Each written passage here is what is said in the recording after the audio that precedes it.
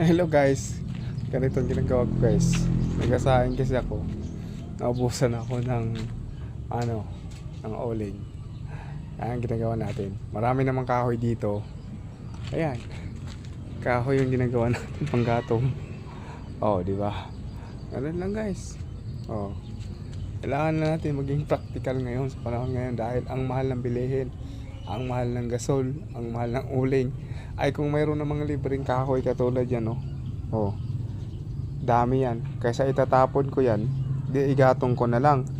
Bali na yung kaldero is madumihan, pwede naman kuskusan yan guys.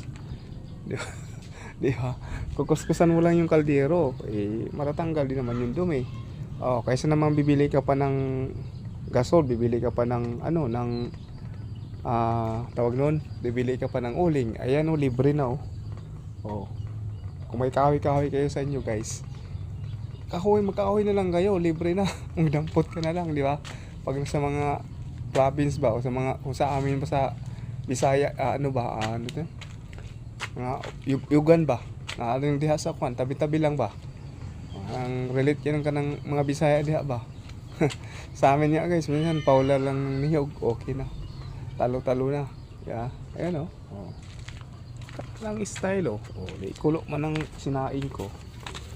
Di ba? Kumulo guys yung sinaing ko. Kulo siya. Oh, di ba? Ayos. Oh. Kaysa magbili ka pa ng uling.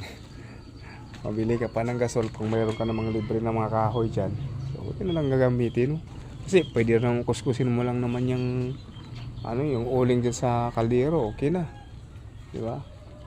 So, ganun lang guys. Ano pang hinintay nyo? Try nyo rin. Oh. Alright.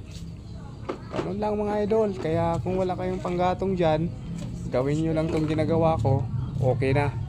Makasurvive na kayo, diba? Okay. So, yun lang mga idol. Bye bye. See you next vlog.